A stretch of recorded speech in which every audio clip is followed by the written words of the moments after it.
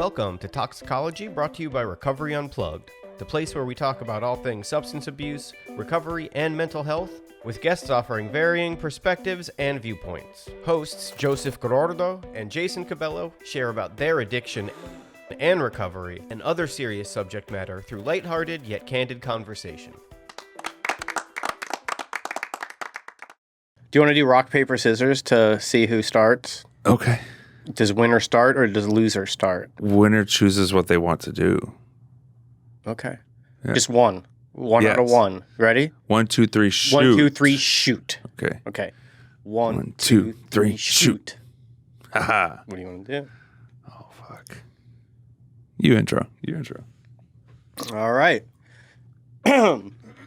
Welcome to another episode of Toxicology, the best podcast about substance abuse, recovery, and mental health in the known universe. Yes. I am Jason Cabello, your co-host, and then your esteemed host, Joseph Gorordo. I'm an esteemed host. You are esteemed. What does that mean, to be don't know. esteemed? Like, you can't say that to, like, you can't say, like, hey, Jason, like, I esteem you. Like knighting somebody, I esteem you. Well, you know, my sponsor always told me if you want self-esteem, you have to do esteemable things. And you are a guy who does esteemable things, so therefore you are esteemed.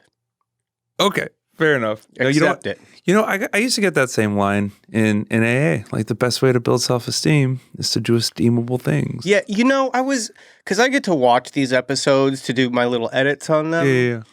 And I realize how bullshit the stuff that we like bicker about with like AA and NA. It's like when you think of like the Catholics and the Protestants fighting, it's just like, you know, like, I don't want to kneel down at that part. We're gonna stand up at that part. It's like we're talking 12-step. It's not like we're talking two things from a different universe, but it's just like, it's so funny how just the little things will cause arguments and resentment, because I am not one of those people who is like a never AA'er.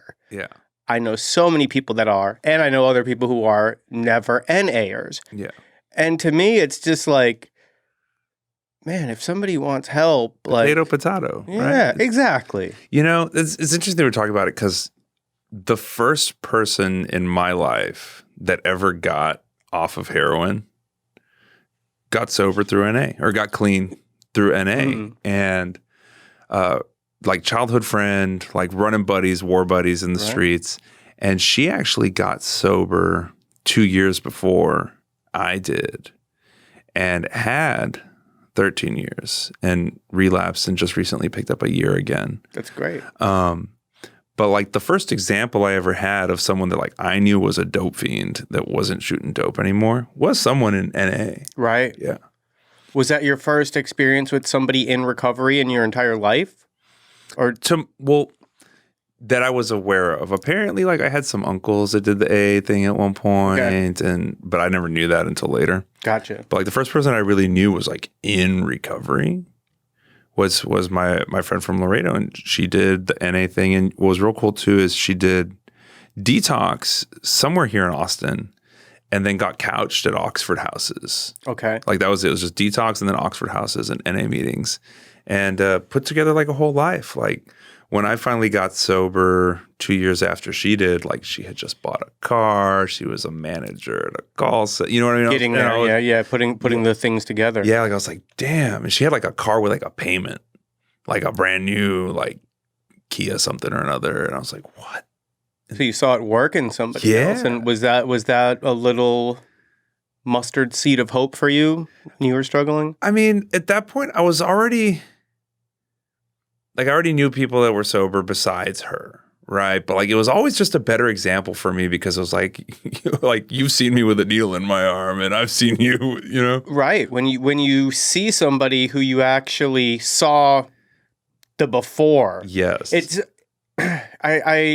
I would think that all the time, because when I would be in treatment, the 20 times, and when I would get introduced to H&I speakers, and they would come in, somebody with 5 years was so unattainable to me that it was essentially a fairy tale. Yeah. I could not relate. It's like a thing from another type of life that does not have anything to do with your life. I could not relate. But then I had a friend who I went through treatment with who he picked up 18 months. And I thought that was the most incredible thing that I'd ever seen. Yeah. Because it was somebody who I used with, somebody who I went to treatment with and would relapse with. And then when he got 18 months, I was completely floored and had hope. Like it was. So if I'm talking kind of slow and funny, I hear how much I say the word like, and I'm trying to not. Oh, I say fucking a lot. Like anyway. But it's very true. Like there's something more powerful about having like the before and the after of it. I have a good friend, Steven, who the first time we met, or the first time he ever saw me, I had 6 months sober, and I had gone to the treatment center I got sober at to go pick up my 6-month chip. We do chips in AA. Y'all do key tags. Key tags chip. And so I went and picked up this chip, and at the time, I'm not proud of it, but I was in a phase where I wore a fedora all the time. And it was like a little too small, so it was kind of like propped up high. But I wore this fedora. Did you have any pizzazz on it? No, it was just like a houndstooth fedora. I still have it. You have to wear it. Next episode, please bring it. Deal. So this guy, Steven, he saw me pick up the chip, whatever, and ended up leaving treatment and getting high again and going back to treatment at the same place 6 months later. And I was picking up my 1-year chip. And I was still wearing the fedora. So he was like, oh my God, the fedora guy is still sober. Fedora guy. And he tells the story that like, he was like, if fedora guy can do it, then I can do it too. That's amazing. Yeah. But that's really cool, because like I get, I know him and heard the story from him later, right? Like a year later, 2 years later, I don't know. But so much of like recovery stuff, like people going in and doing H&Is and being of service and sponsoring people and running meetings and all the stuff that goes into that, you don't always get to see the results, the payoff. Right. Even working in treatment, right? Some people stay sober and stay close to us, and we get to watch them grow and become these full-fledged functioning human beings in society. And some we don't. And it's nice to see. It is. Yeah. It's beautiful. Yeah. The big question is, was there one day when you were looking in the mirror and said, I'm going to take the fedora off. This isn't working for me? I think it was no. I don't know. I just stopped. I started to get other fedoras. Like I had a black pinstripe one that was for like special occasions, like weddings and things like that. Your fancy fedora. Swear to God, yeah. And then it just stopped. Okay. Well, I'm so glad that it did. I'll show you pictures. Please. I'll send you some. We can put them up on the.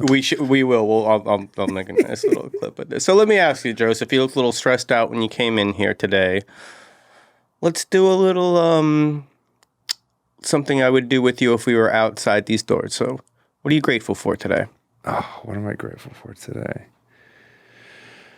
Oh, I had a wonderful lunch that someone else paid for.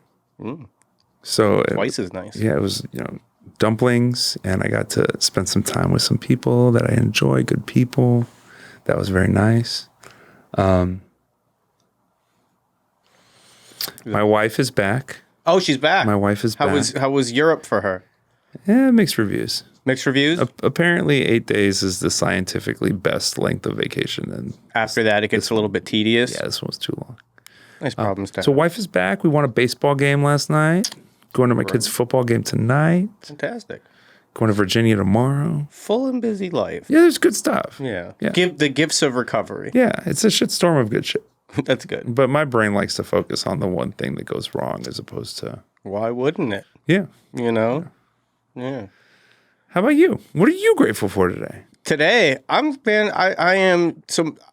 I sent a text to my cousin who's in Tampa, Florida. There's a hurricane coming through there today, and he's a few years. I think he's about 4 years older than me, if I'm correct. So 72. Something. He's 2 or 3 years older for me. Yeah, it would be. I was born in 1974. Oh no, I was saying that he is 70. Womp womp. All right. So he asked me how, because I sent him a text just to say, stay safe, stay dry, I hope you're well. And he asked me how I was doing. And we don't talk that often. So I got to really think, how am I doing? And I was like, you know what? My life is fucking great. Like, I love my job. I love being able to do this. This is great. I love this. I skateboard all the time. We touched about this recently on the podcast, where it's like other people that I know, my age, people who I grew up with, are going through like the bad part of a midlife crisis now, and I feel like I'm like a fully functioning 20-something-year-old. Yeah, like I started at 42, and now I'm like a few years into it, and it's great. I love it. I think the skateboarding does a lot for you, like that staying young, like being a kid. I played The Floor is Lava yesterday. Like, I think that's good for the soul. The Floor is Lava is pretty fun. Classic. But you know what else I'm grateful for? Today's guest? I am grateful for today's guest. Today's guest is an employee of Recovery Unplugged, an alumni of Recovery Unplugged. Yeah. Positive attitude. All around good guy. Always willing to help. You know what I like to call him? David Good Aura Mora. I love it. David has a couple other titles before we bring him on. Okay. He's my fashion guru. Oh. Whenever I wear a new outfit, I can't wait to see David and be like, hey, what is this good? Is this good? I can't wait to ask him about fedoras. Oh, Lord. Anyway, without any further ado, Talksicology, please help us welcome Mr. David Mora. Poof.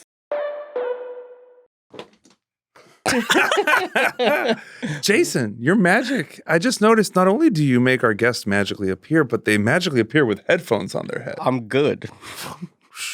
True talent. David, welcome to the show. Hi. Hey, man. Thank Welcome. you. Yeah, happy to be here. How long have you dreamed of being on Talksicology? Gosh, since I was a little boy. Did you have like a hope chest with a little picture of Joseph and myself? It's on my vision board. So yeah, things are happening. Great. Yeah. Oh, Happy to be of service. They call us the dream makers. Wow. We make dreams come true. Yeah. What a title. But so David, welcome to the show. We're happy to have you. I like you a lot. So It's official. Yeah. I like you guys too. Yeah. But how would you rate today's outfit? Let's go with, gotta check the pattern. Let's go with the 8.5. Out of 10? Yeah. Out of 10? How's Jason? Jason, we're gonna give you a 7. That's fine. Yeah. I didn't put much effort into it today. But it works. Thank you. Yeah. It's great. Great. Like it's an outfit. So how many demerits would Joseph have had he been wearing a fedora? We would have gone, down significantly. Would put him in the negatives, or would he have still been? I'm not that harsh. Is there Well, if you're a fashion critic, you have to be critical. I actually used to rock a fedora though, so like I can't even judge. That's and I used to rock it with like a white V-neck and a black vest. Like I was Jonas Brothers, like poster child. Yeah. So no, I can't judge. Okay. They had their moment. Yeah. Fedoras had a moment. There was a moment there. Yeah. Like early 2000s, somewhere in there. I don't know. For like a few months. Yeah. Okay. Yeah. Yeah. I believe that you believe. So David, let's start with recovery stuff. How long you been sober? What kind of recovery do you practice, and how did you get here? Cool. Yeah. So I've been sober I'm actually coming up on 18 months on the 9th of October. And yeah, I work AA. And so I still, work with the sponsor and go to meetings and all of that good stuff. So when I got to Recovery Unplugged, I was kind of, I had been using for like 11 or 12 years. Well, let's give or take. not skip the 11 or 12 years. Yeah. I think one of the things that a lot of people who aren't addicts or people in recovery don't understand is like, how do you get there? You know what I mean? Like, no one wakes up and decides that they want to be an addict or an alcoholic, right? There's just kind of a journey that we go on to get there for most of us. So let's rewind even before that, right? Like, when did you start using? So the first time that I drank was I was like 12 years old, I think, at like a neighbor's house. And then I started smoking weed in 8th grade. And I was like pretty adamant about like not doing any hard drugs, just like doing Chilling in your Fedora, smoking your doobie. Yeah, exactly. And so the first time I had tried like anything, I tried ecstasy when I was about like 18 or 19. It's kind of a blur. Mm-hmm. And so that was like the first time that I kind of started doing like more habitual Fun drugs. fact about ecstasy. I just learned this the other day. What's that? The rapper Ice-T does not drink, does not smoke weed, but he likes ecstasy. Interesting. Anyway. What's not to like? Yeah. And so, I mean, prior to that, like how pretty normal childhood. Where'd you grow up? Like what was that like? Do you have both parents? Yeah, no. So my dad went away when I was like 7 or 8. And we were actually living in California. I grew up in Phoenix, Arizona, though. And we moved to California for a job that my dad had taken. And then we ended up moving back to Arizona. And that's where my mom just like raised me and my 6 siblings. Six siblings. Yeah. Oh. So single mom. Where are you in the 6?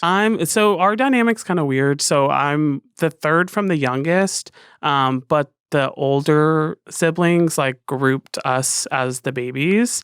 So it's like I'm kind of middle child, but like treated more like a baby in my family. Okay. So it's kind of it's weird. Yeah. You can't just have 5 middle childs. You You're gotta break it up. You're the first of the youngest group. For sure. Okay. Yeah. And we're like the last to leave my mom's house. Yeah. So Yeah. I also have 6 siblings. Really? Yeah. That's crazy. Yeah. But we're all different genetic combinations. Okay. Yeah, we were same mom and dad. Wow. Yeah. So not Mormon. I'm an only child. Are you? Yeah. Oh, that was a dream growing up. I was like, I could have my own room. So how was that for you? When my folks got divorced, I was like 4. So like I don't really remember life with both of them, But I would assume it being 7 or 8, you do remember having both parents and like. Yeah, pretty vaguely, honestly. Like I have like memories of my dad, but not like anything like significant where it's like I remember like having like firm beliefs or anything like that. Like it was all kind of like from a very young age, it was kind of like figuring it out, and that's kind of how I treated my addiction as well, was just like, I've got to figure this out, And so a lot of it was very much like coming up with my own like beliefs and experiences through like hard trials. But my mom was, she was so spread out, like trying to, raise all these children that it was just like, yeah, you kind of just learned how to do things. Yeah, there's certain things you had to just kind of figure out on your own. For sure. And being one of the younger ones, she was, I'm assuming, a bit more laxed with you than she was with your older siblings. So you got away with a little bit more. She didn't have like a hawk's eye on you all the time. It was you had a little bit more wiggle room to fuck up. No, we were terrible. Like, towards the end, like my mom didn't cook. She was just like, our enchiladas went from like real chilies to like being like El Pato sauce. Yeah. Like it was not the same quality. Flour, tortillas. Yeah, exactly. It's like, Paseo del Paso. Yeah, one of our neighbors taught her how to make this like top ramen casserole, and I was like, no, No. This is not cutting it. Eating you spread. Yeah, literally. Yeah, it was like cream of chicken and like canned chicken, and I was just like, no, Mom, what are you doing? So that's where the ecstasy comes in. You were like, I gotta find some way to enjoy this food.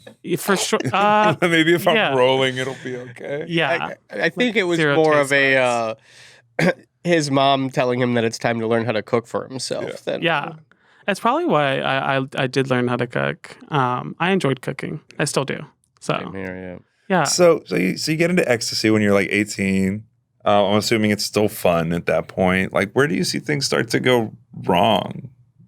Yeah, so I mean, so weed was really prevalent in that time as well. Like I was like your typical stoner, like selling, grams at work and just to like smoke all day. And so that was kind of the crutch. Were you working in restaurants or something? I was, yeah. Always the restaurants. Yeah. Always in the restaurants, yeah. And so that was like my main thing. Well, then, when I tried ecstasy for the first time, I remember having one. And we were like all like back at the hotel, and I was like, I want another one. And my friends were like, dude, we're about to go to bed. And I'm like, it's okay. I want another one, Yep. And that was like my true like escape moment. Like I remember just being like so gone and like loving it, and just like Right. And so this is what you've been after the whole time. Literally, yeah. It was just like, wow, I'm so disassociated from everything.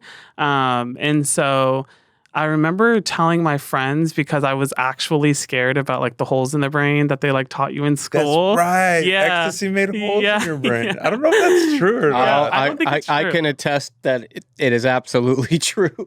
I think, I haven't looked into the study, but there was a lot of stuff that they taught us in school that I was like, I don't think that's true, but yeah, so I was like still pretty scared about that. And so I told my friends, I was like, hey, like, we can start going to raves and stuff, but I'm only going to do this maybe like once a month or once every 2 months. And then it started becoming like a 4 to 5 day thing. And I also wasn't like in a row or per month? I would say spread out throughout the week, like a few days in a row, and then like one sporadically, just like chilling at home, wanting to roll. Yeah. But I remember like my friends would all like take one Molly. I had actually bought like 20 Molly to sell at this music festival, and I ended up taking them all within like, I took like 12 the first day. Wow. And so it was like, I wasn't rolling like my friends were. I was just like literally cracked out in the corner of the rave. Yeah. Just like It does seizing. It does not have a good effect when you overuse that stuff, because after a while you're just trying to get over that depression. Once it stops, and then you're just absolutely like a zombie. Ugh. Yeah. I worked at nightclubs for a long time, like in Miami, and like hardcore fucking nightclubs, like 24-hour liquor license. The parties would get started at 7 a.m. and we would be on the rooftop, and it's like daylight, and you just see people, absolute zombies, 100% zombies. So, question on daylight, y'all. Some people, when the sun comes up, it hits them like this like light of regrets, like, oh no, I stayed up all night, and their whole vibe changes. And other people, when the sun comes up, they're like, oh shit, we did it. Let's do it. Let's go.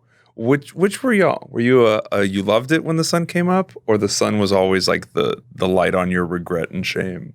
So for me, when I was working in the nightclubs, I was getting high.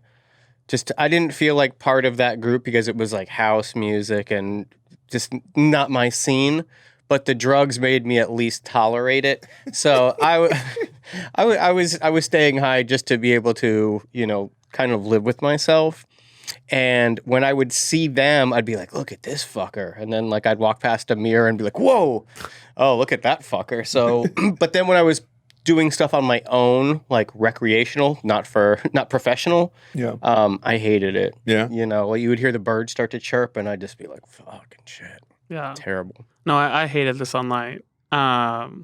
Especially like leaving like a rave, and you're like the most cracked out person at the rave, and everyone's just like looking at you, and you're just like gritting your teeth, and it's not a good look. You're like leaving and seeing kids getting ready for school and people jogging and getting their day started, and you're just like, what about you, Joseph? What did the daylight do to you? I mostly loved it. It felt like I had conquered something.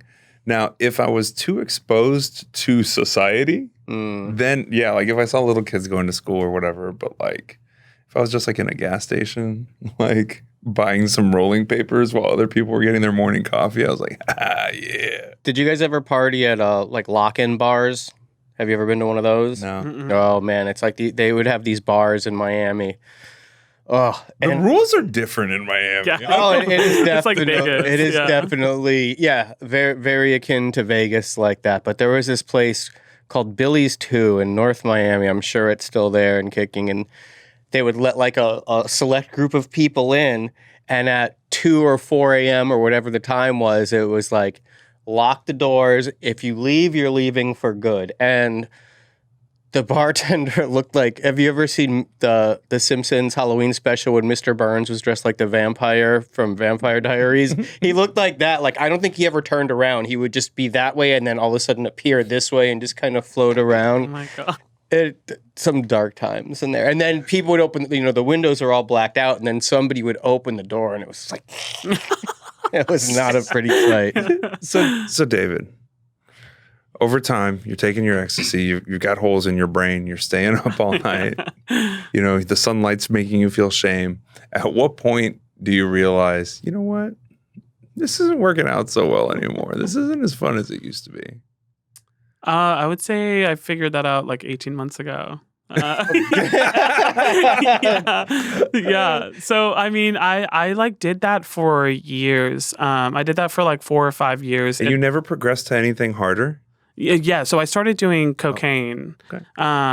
And chugging Four Locos and dabbed with like Xanax a little bit as well in that like time period. But I was doing like a gram of cocaine a day. Yeah. And so that's kind of was my thing. And at like 24 years old, I couldn't get cocaine.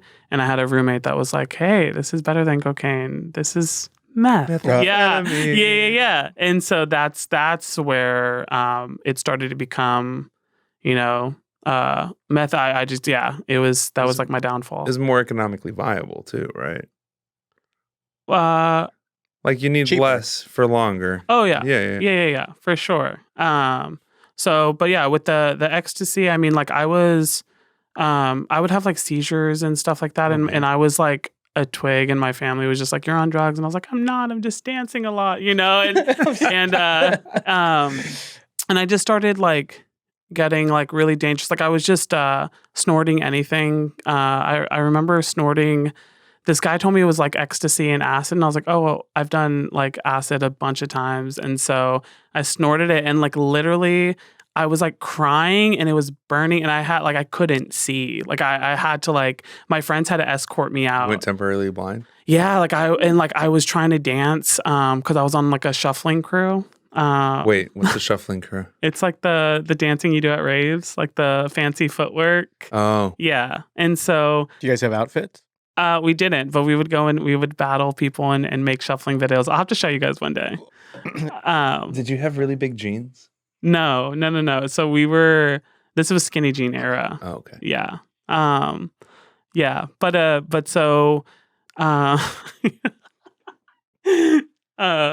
yeah, so it was like obviously a problem, but I was like still having fun because it was like a space where I could get as fucked up as I wanted and like not feel as much shame, if that makes sense. Yeah. All my friends though were like, dude, what? I was like having very like weird like mindsets at these like places, and like going into psychosis at like a music festival, and like thinking all my friends were like out to get me and like wanting to leave, and like all of this really weird stuff. You were drama.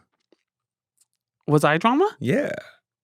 Yeah, I don't think he was asking. I think he was telling. I'm telling you, like when you're with a group of friends at a thing, and you have that one friend who's going on like a bad trip. Yeah, that you're the drama for sure. And I think too, like a lot of that, I was still in the closet, for a couple years of that, and so I think that was a lot of it too. Is I lied so much, just like trying to hide the person that I was. Like I had this like totally curated like life, and so I was like thinking everyone was like they knew, Wait, so were you cutting hair yet? No. Okay. So what was your cover? Like, did you try to be real like, Yeah, hey, look at that girl right there. Yeah. And I actually had, like girls I would talk to and stuff like that.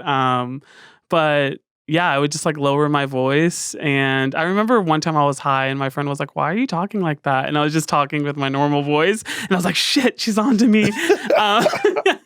So why did you feel like you had to, because I mean, what we're talking like mid 2000s at this point, right? You know, or even like 2010s. Yeah. Which I view as like really time periods when like being gay is pretty okay. And, you know, not that it was ever not okay, but you know what I mean? Like socially acceptable. Yeah, it became much more open. And, you know, this is after like Will and Grace and Ellen DeGeneres and all these kind of ground, we're like, you know, fairly accepted in our culture, getting close to legalizing gay marriage nationally and all that good stuff. Like, and being in the rave scene, it's not which like, is a pretty open scene, right? Yeah, for Peace, sure. love, unity, right? That whole thing. Yeah. Respect. That was the last one. Plur. Yeah. So what was driving you hiding that aspect of yourself?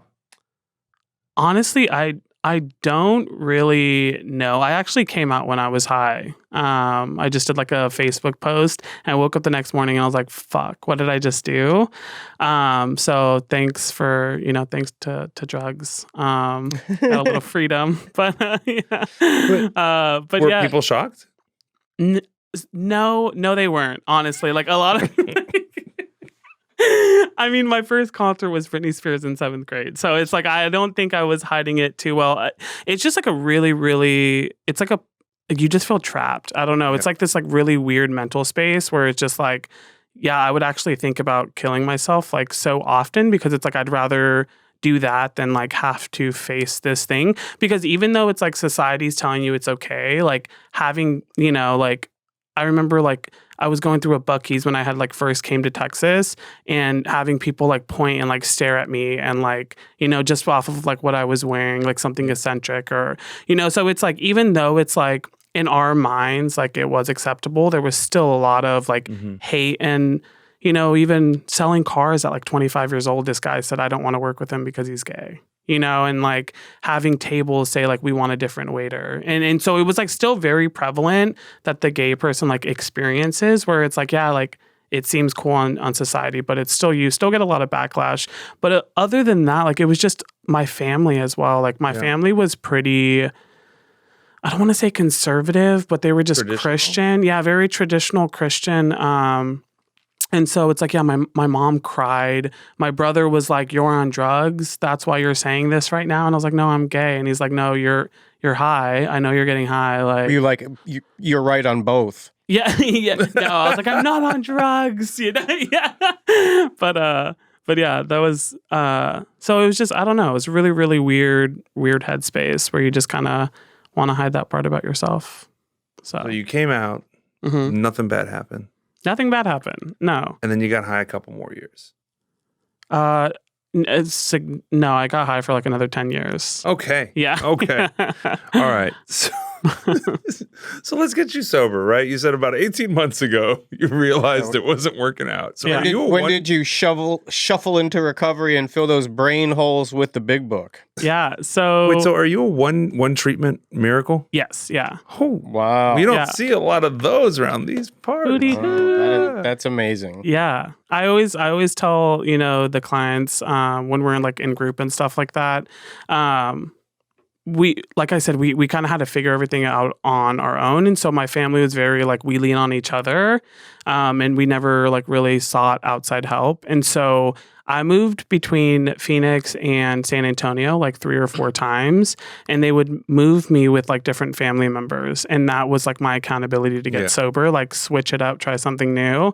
And then I would get high and then they would move me back and back and forth. Go live with your grandma. Yeah. So it's one of my 20 million sisters. But yeah, and so that's what we kind of try to do. We didn't have like insurance or anything growing up, and so treatment was never really an option. And so this last time though, my sisters were kind of like, hey, we've tried everything and nothing is working. So like, would you be open to going to treatment? And both of them are like super successful, like business owners now. And so they were like, we'll pay for you. You can just like pay us back slowly. So how many years did you spend doing that shuffle?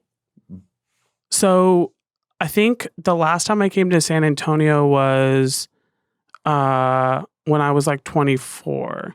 And I relapsed about a month after and got fired from jobs. And then they were just kind of like, okay, go live with the other sister. And so that was in San Antonio. But yeah, I would say like, yeah, I was doing that since I was like 21. So at this point, did you want to stop and just not know how, or just couldn't stop? Yeah, I think that's honestly what it was. Like, I was so sick of feeling the way that I was feeling. I just didn't know how to stop. I didn't know there was like a recovery world. Like, I didn't know any of that. Just clueless stuff. I was like literally clueless, and I'm like, okay, I'm going to figure this out. You know, like eventually, and I was like, I'm going to go to therapy. And then I like lied to my therapist and like didn't tell her that I like had done meth or tried to kill myself multiple times. Like, I was just like very like standoffish with her. And then she was like, I don't think you need therapy. And I was like, cool, me either. Like, bye, you know. Keeping up appearances. Yeah, exactly. And so, and then I had tried to like work with a shaman and like do ayahuasca, and I literally was trying everything that I knew how to do, but I just like kept getting high. And so yeah, it's like once I got to Recovery Unplugged, I actually still wanted to drink. I was like, I just have to stop doing meth. Like I can still function with alcohol. Well, no one had ever said to you, like, you need to just not do anything. For sure. No, like never, because it was always like, well, you know, why do you keep like relapsing on drugs? Like it was never like, hey, you drink every single night and show up like shit. So it was, yeah. And I remember Ryan Spencer, he came in and he did this like group at Recovery Unplugged. And he was like, you don't realize how sick you are, you know, and all this stuff. And I was like, oh my God, yeah, he's right. Like I just like, even though like knowing that it's like I drink in excess, and then when I do, like anything goes, and that's usually how I like wind up right back on meth. And it was like I was so unaware of like my patterns and like all of that stuff. Yeah. So it took me like a good like 2 weeks till I was like, okay, I'm actually going to do this. Like I'm actually going to give it my all, you know, and try to stay sober. So when you say give it your all, like what does that look like? Like what are the things that you started doing at that moment to get to where you are today? Yeah, so I had to basically like reshape my whole life, and part of it was like being completely honest, because it was like I had hit that part of like my best friends didn't even know that I like did drugs. You know, they would just think I would like disappear off the face of the earth, or I would like shoot them a text, be like, hey, I'm working a lot, like, you know. And so a lot of people didn't know that I was actually like battling with that besides my family. And so I had like a full clientele that I like text while I was in treatment, and told them all like, hey, I'm in rehab, you know, and like just like started practicing like being more vocal about it and more honest. And I had, you know, somebody that was like, you don't need to tell everybody. And I was like, no, I kind of need to, like, for my healing, like I just needed to like not be ashamed of any part of myself anymore. So this is a pattern, right? Like when you came out of the closet, you're like, fucking Facebook. Yeah. Everybody's gonna yeah, know. because it's just like it gets so, it's like so mentally taxing, like hiding secrets, you know, like absolutely. it's the worst. And so yeah, so just getting completely honest, and then understanding that it's like I didn't know how to get sober. Like all I knew how to do was get high. And so it was like, why did I have this like mindset that I knew better than the doctors? I knew better than the alumni. I knew better than the people that were sober. You know, I was like, no, you guys did that way, but I've got my own way that I'm going to do this. I'm going to get out of here. I'm going to do ayahuasca again. You know, like this is going to heal me. And so it was just like doing everything that they told me and suggested of me to do. So when you got out of treatment, well, you decided I'm staying in Austin, Texas, right? Yeah, which was a whole struggle. Really? Yeah. I mean, you seem to fit in around here. Thank you. Yeah, it was just I wanted to go back to my apartment and my life and like start making money, and I didn't want to like start all over, you know, and I didn't want to be in a sober living at 30 years old, you know, and it's like all these like really weird like concepts that I had in my head and like stigmas and stuff. But yeah, so I just kind of finally I was like, all right, I'm meeting some really cool people. Like I'll do sober living out here. And that the first 6 months was hard, like following through with everything that I said I was going to do. So I ended up waiting tables because my pattern was always like, I'm going to get a really cool job and then I'm going to get high and then I'm going to get fired. And so, my family was like, you need to work in a salon. You need to get back in the salon. And I was like, no, I'm going to wait tables. I don't want to jump into anything until I know I'm going to stay sober. Where'd you wait tables at? Cover 3. Yeah. So, I waited tables and I was paying for psychiatry and therapy out of pocket and working the steps and just swimming and in sober living, just living life. And it was cool. Did you have a good group of people that you were in treatment with? Like a good crew of friends that you made, that you, like a sober community? Yeah, for sure. Yeah. And not a lot of them stayed sober, but in the beginning it was fun. Yeah, exactly. I know. So what, did you lose any of them early on? Overdose? One friend from treatment overdosed pretty shortly after we got out. But no, they all just kept getting high. And I remember calling my sponsor and I was just like, I'm the only one who's still sober and I have no friends, and he's like, go make friends, go to meetings and introduce yourself and call them, And so it's I had to do that, the uncomfortable, I had to kind of build a community and I had to call people at 9:30 in the morning and be like, hey, just want to wish you a good day. It was the most awkward. So awkward. Awkward. I know. But then it just became second nature and it wasn't awkward. And I had the people that I would reach out to and I'd be like, hey, update, what's going on with your job? What's going on with this? So I had content, but yeah, at first it was weird, but it's I had this really weird willingness. It was so overwhelming that I was like, I will do anything to stay sober at this point, because it's I had kind of that peace of mind, and this is kind of like dark, but every single morning, I would wake up and I'd be like, I want to die, I want to die, right? And so it was being free of that mindset was okay, how do I keep this, and it was what are these people doing that are literally living the life that I want to live? Because it's I believed, what I was seeing. Yeah. So how did you find your 12-step sponsor? Because traditionally, when you look to find a 12-step sponsor, you see somebody at meetings in the rooms who you think this person has something that I want in their life. I like the peace that they show, something about it. How did you find your 12-step sponsor? So I kind of jumped on the first sponsor that I could find, just and whoever, I don't care. Yeah, and it actually didn't work out. Our schedules are super conflicting. I worked at a restaurant. He worked a manufacturing job in the mornings. We just never could link up, and so I was really adamant about having a gay sponsor. I was just I'm not going to tell a straight guy the rendezvous that I would go on, and stuff like that. Is that so? Traditionally, right? They say men with men, women with women, right? Yeah. 'Cause they don't want people hooking up. Is there different advice for when someone's gay? How do they recommend, Yeah, a lot of my gay friends that are in recovery want women sponsors. Uh-huh. I mean, I'd be open to sponsoring a woman, but in all reality, and not to say this is just my experience with it. It's I don't know what a lot of the women's struggle is. Right.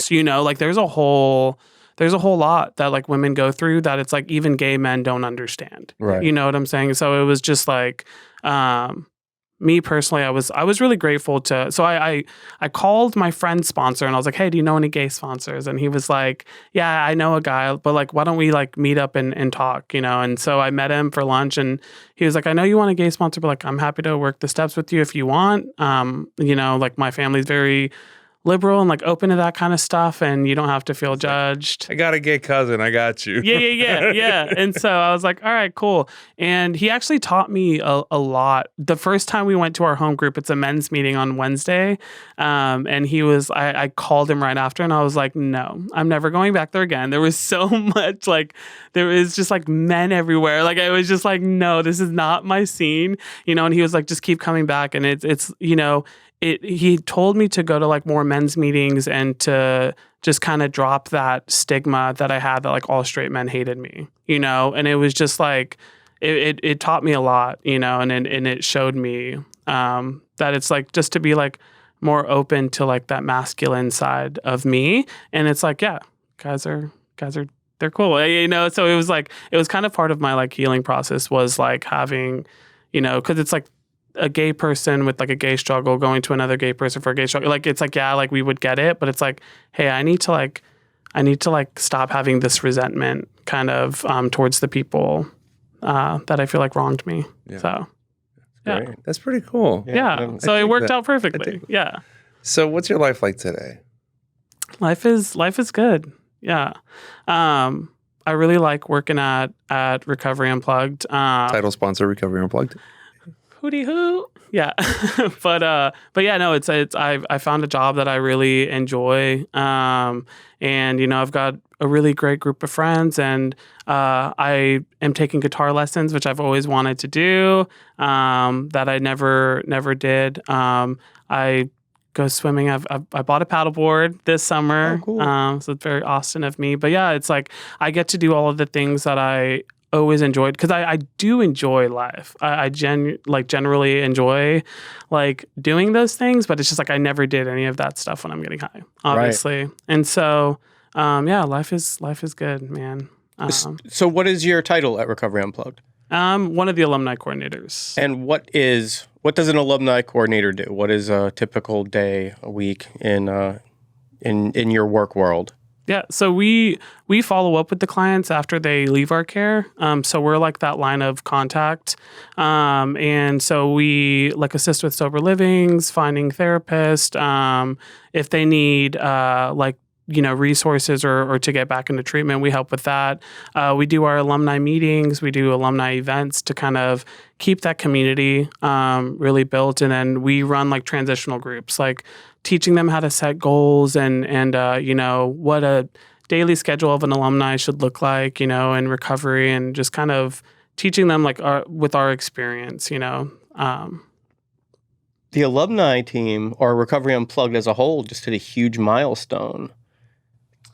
10,000 alumni? 10,000 alumni. That's 10,000 lives that we've touched, and the ripple effect of that is just immeasurable. Yeah. Yeah, sometimes I trip out on that kind of stuff. Like, you help one client, and that helps their family, and then their family goes and does other things, and then they help somebody else, and like the ripple effect of good that can come from doing the work that we do, is pretty wild. And it's like fulfilling. We talk about this all the time. When you see a client come in and they are just dragging their feet, they don't want to be there.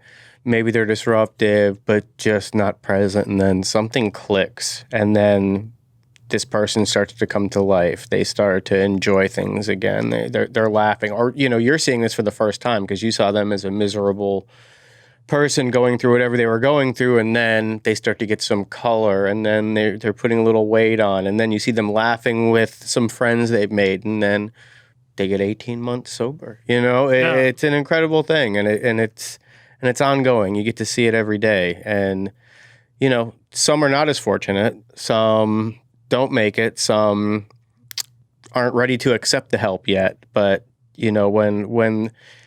and it's great to know that the alumni coordinators are always there, because there's plenty of people who will, not be into it. Maybe the first time, maybe the second time. 20 treatments for me. So, I know that just because it doesn't work right this second, it's great to know that there are people there ready to say like, hey, call me 24/7 if you need to get back into treatment. Even if it's not with Recovery Unplugged, if it's something else that you think that you need help with, like, give us a call. We're here. Yeah. No, and I think that's what's really cool is, helping them with referrals and stuff like that. So it's always like, telling them like, hey, like if you don't want to come back here, that's totally cool. Can I find you somewhere else to go? Yeah. And it's just like, yeah, working for a company that really just like wants to find them help. And it's I always say like I'm fortunate to like kind of be on this path, because I think a lot of like recovery, like it's like finding direction, because it's like my life felt so purposeless and like hopeless. And so it was like, yeah, like I'm actually grateful to be an addict, because it's like the more stuff that I went through is like skin in the game, you know? So like when I'm like talking to another client and I'm like, oh, you know, used to smoke meth, me too, you know, like holes in your brain. I've got holes in my brain. yeah, like a few holes, you know, and so it's really, really cool that it's like, okay, like my whole entire journey makes sense, and it serves a purpose, and it's very apparent to me that it's like now I'm on the path, and yeah, it made sense of everything. That's great. Yeah. Do you remember the first time when you were like, I said like again, I do it so much. Oh, God. Do you remember the first time Barely listen to you talk. It's just that you felt that you loved your job and that, you know, you were grateful to have it?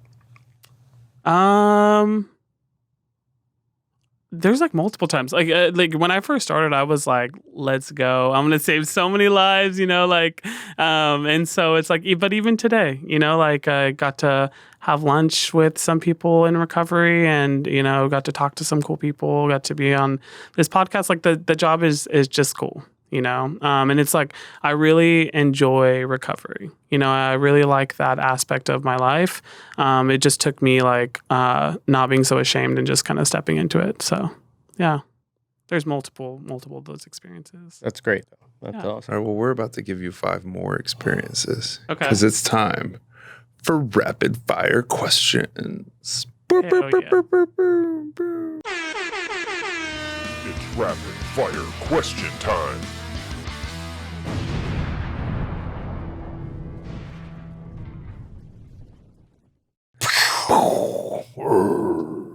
You want to start? I'll start. What is your least favorite song of all time? Oh. Probably Rack City. Real quick, mine is Fly by Sugar Ray. Oh, man. Bad Luck by Social Distortion. Oh. Okay. I don't know. Okay. How many days have you been sober? Nope. I can't look? Top of No. the head. Oh, dang. Let's go with 5. I don't know. Just give a guess, and then you could refer to your. I'm going to go with, I remember hitting 500 days, but I don't remember when. Let's go with 700 days. Give it No. Give it a look. 700. Final answer. No, Wait, I'm half going with half of like 365 is 182. 540 something. This is not rapid. All right. Okay, back Let's on go okay. 700. All right. Ben and Jerry's has approached you, and they've decided to make a David Mora signature flavor. What is the name of that flavor, and what is in it? So it's going to be a vegan ice cream, obviously, and it's going to have strawberry. It's going to be actually Neapolitan, because they don't have that, and I really want it. Okay, So, that's yeah. fair. Yeah, very Cool. I'm sure the people want that. We'll just Yeah, call, we want a let's vegan call it like Neapolitan. the good Aura Mora or something like that. There we go. Perfect. Trademark. I get some royalties on that Sweet. one. Yeah. That's actually going to be my Instagram plug if anyone's trying to follow me after today. All right. When is the last time you did something nice for David? I'm just kidding. That's very convincing. I took acting classes. Something nice for David. Yesterday? Question mark. What did I do? Yeah,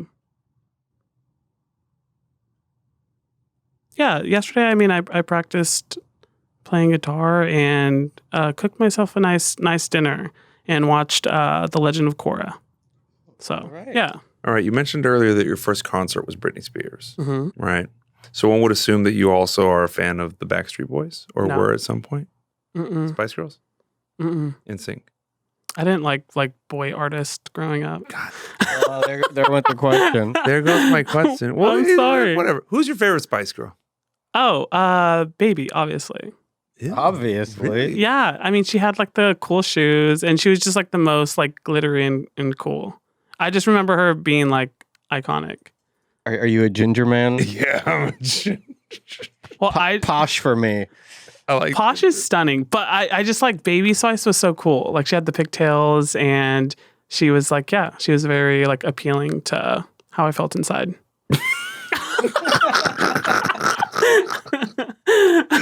All right. Well, that's about all the time we have today. All right. David, it's been a pleasure. Thank you for coming out. This is your last chance. The floor is yours. Whatever you'd like to share with our viewers before we wrap it up. Whatever you want to do. Cool. Yeah. It's just like don't wait to ask help. It's crazy. Like whenever I like opened up to the idea that like somebody else could help me, like how many hands were there like reaching out. And so it's like help is literally around the corner if you just like surrender to it. So Love it. yeah.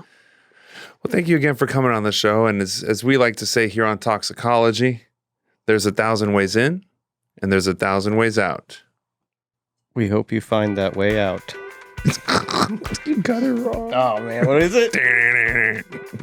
We hope you find yours. Okay, close enough.